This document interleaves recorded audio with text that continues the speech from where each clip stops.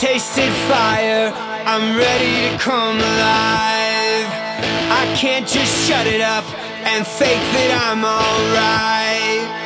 I'm ready now, I'm not waiting for the afterlife. Scott, how are you doing today? I'm fine, Miss Graves. Do you know why I called you in? No. Well, Scott, as you know, you've been missing an awful lot of school lately. I have doctor's excuses. Well, I do understand that, and I know you've been sick. However, the school has a policy that if you miss more than 10 days, you can't pass the class. And this is your most recent test. You did not pass. Well, Miss Graves, has my mom and dad talked to you and told you I've been sick? And this just isn't fair. I mean, I've just been out. I haven't been able to do the work. Can't you help me out here? Give me another try? Well, Scott, you know, I understand your situation. I don't think you do. I have talked to your parents. I've been sick. The rules are the rules. If you miss more than 10 days... Can't we just bend the rules once in a while?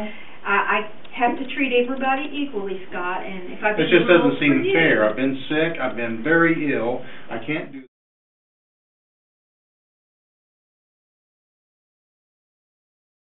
Ms. Stone, I want to say thank you for coming in, and I've called you in today because I wanted to let you know what I've told Scott earlier. As you know, he's missed several days of school because of illness, and the school system has a policy that if you miss more than 10 days of school in a semester, you are not going to pass. And his most recent test did not receive a passing grade, and I wanted to let you guys know that Scott will not be passing this class this year.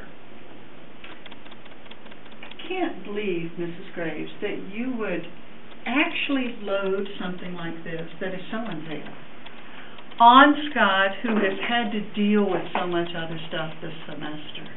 I mean, you know, I've kept you informed. You have the doctor's excuses. You know that he is here whenever he can physically be here. How can you penalize him? I mean, we would be happy to get a tutor. We would be happy to work with you afterward to make up these tests. Why is it that you just have such an unfeeling attitude, that you want to just give him a failing mark? Well, I can sympathize with how you feel, Mrs. Stone, but rules are rules, and we do have to treat all children equally and fairly. Scott has missed the days more than are allowed, many more than are allowed. He hasn't learned in the minimum requirements for the course. It's just not doing him justice, and we can't pass him on when he didn't learn what he needed to learn in this course. Now, I understand, I've talked to the principal, and I understand that he has recommended that we do some form of federal accommodation. And I understand that the 503B, I understand that is a form of accommodation that we could work out with the school. And the principal has informed me of that, and that is in the process. You have to have that in place in advance, and I'm very sorry, but the bottom line is Scott will not be passing this class. Do you have any idea what it was like for me as his mother to go before this panel for the 503B? Do you have any idea how impersonal? I was sitting around a table like this talking about my beloved son and the pain he's suffering, and there are people with more degrees than a thermometer sitting around that table flicking through their pages, not even looking me in the eye, treating me like a statistic, an impersonal thing, not a person. Do you know what it's like to go through seeking that so-called accommodation? I know just how you feel, Ms. Stone, and that I'm really sorry, and again, that accommodation does have to be in place before the class begins, and my hands are tied. I just can't do anything other than treat Scott like all the other children. Well, I have to tell you, I'm very disappointed.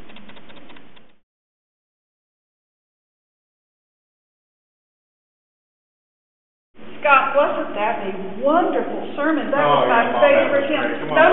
I want you to come talk to Pastor Ted. I think he'll have some wonderful words for you that will just be very... Brother Ted! Oh, no. I mean, she just always... I have, and I'm going to see her, and She's in the hospital. I have an appointment right now. It's very serious. You promised me you'll go see her. I told her I'd make sure you knew all about her problems. Yes. You know where she is. I promise. Okay, well, I'm so thankful that you'll take care of her. You'll pray for her, right? I sure will. Thank you, Brother Ted. Thank you. Good Bless sermon, you, by the bless way. Brother Ted, I Hi, know. Pastor Ted. Hello, Scott. I know that you've got some words of wisdom to help encourage Scott. Sure. Your mom called me yesterday and told me what's going on, and I told her I wanted to talk to you, and I just wanted to tell you and assure you that everything's going to be fine. Everything's going to be just good. Remember, Romans 8:28, it says that all things work together for the good of those who love the Lord. And you know, if you just keep that close, you know, if you have the faith of a mustard seed, you can move mountains, Scott. So just be sure that everything will be okay. You don't know what you're talking about. I don't even talk to you anymore.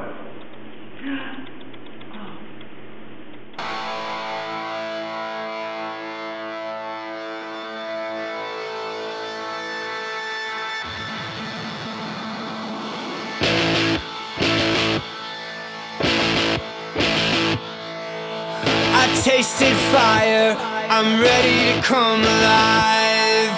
I can't just shut it up and fake that I'm alright. I'm ready now, I'm not waiting for the afterlife.